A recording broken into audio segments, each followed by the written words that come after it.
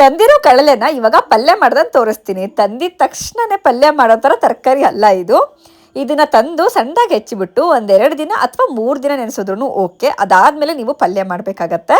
ಇದ್ರ ಮೇಲ್ಗಡೆ ಇರೋ ಪದರನ ತೆಗೆದ್ಬಿಟ್ಟು ಒಣ ಬಟ್ಟೆನಲ್ಲಿ ಒರೆಸಿ ಸಣ್ಣದಾಗಿ ಹೆಚ್ಕೊಬೇಕು. ಹೆಚ್ಚುವಾಗ್ಲೂ ಅಷ್ಟೇ ಅವಾಗವಾಗ ಮೇಲ್ಗಡೆ ಇರೋ ಪದರ ತೆಗೆದ್ಬಿಟ್ಟು ಒರೆಸ್ಕೊಂತಾನೆ ಮತ್ತೆ ಹೆಚ್ಚ್ತಾ ಇರಬೇಕು. ಕೊನೆಗೆ ಸಿಗೋದನ್ನ ಯೂಸ್ ಮಾಡಬಾರ್ದು, ಬಿಸಾಕ್ಬೇಕು. ಆಮೇಲೆ ಸ್ಟಾರ್ಟಿಂಗ್ ಅಲ್ಲೂ ಕೂಡ ಸ್ವಲ್ಪ ಹೆಚ್ಚಿ ಬಿಸಾಕ್ಬೇಕು. ನಾನಿಲ್ಲಿ 2 ತರ ಹೆಚ್ತಾ ಇದೀವಿ, ಒಂದು ಪಲ್ಯಕ್ಕೆ ಮತ್ತೊಂದು ಸಾರಿಗೆ. 2 ದಿನ ಆದ್ಮೇಲೆ ನೆನೆಸಿಟ್ಟಿರೋ ಕಡಲೆ ನೀರನ್ನ ಚೆಲ್ಲಿ ಮತ್ತೆ ಹೊಸ ನೀರನ್ನ ಹಾಕಿ ತೊಳೆದು ಇನ್ನೊಂದ್ಸರಿ ಚೆಲ್ಕೋಬೇಕು. ಇದಕ್ಕೆ ಒಣಗಿರೋ ಹಲಸಂದೆ ಕಾಳು ಮತ್ತೆ ಸ್ವಲ್ಪ ನೀರ್ ಹಾಕಿ ಕುಕ್ಕರ್ ಅಲ್ಲಿ 4 ವಿಜಲ್ ಹೊಡ್ಸಿದೀನಿ. ಇದು ಬೇಯಷ್ಟಲ್ಲಿ ಒಗ್ಗರಣೆ ಹಾಕೊಳ್ಳೋಣ. ಬಾಣಲಿಗೆ ಸ್ವಲ್ಪ ಎಣ್ಣೆ ಈರುಳ್ಳಿನ ಹಾಕೊಂಡು ಚೆನ್ನಾಗಿ ಬಾಡಿಸ್ಕೊಂಡು ನಂತರ ಟೊಮ್ಯಾಟೊ ಹಾಕಿ, ಟೊಮ್ಯಾಟೊ ಚೆನ್ನಾಗಿ ಬೆಂದ್ಮೇಲೆ ಖಾರದ ಪುಡಿ, ಸಾಂಬಾರ್ ಪುಡಿ, ಅರಿಶಿನ ಪುಡಿ, ಉಪ್ಪನ್ನು ಹಾಕಿ ಚೆನ್ನಾಗಿ ಬಾಡಿಸ್ಕೊಂಡು ನಂತರ ಇದಕ್ಕೆ ಬೇಯಿಸಿ ಬಸ್ತಿರೋ ಅಂತ ಕಡಲೆನ ಹಾಕ್ತಾ ಇದ್ದೀನಿ. ನೀರನ್ನು ಹಾಕಿದ್ರೆ ಗ್ರೇವಿ ಆಗತ್ತೆ. ನಾನು ನೀರನ್ನ ಬಸ್ತ ಹಾಕಿದ್ದೀನಿ, ಇದು ಉದುರು ಪಲ್ಯ ಆಗತ್ತೆ.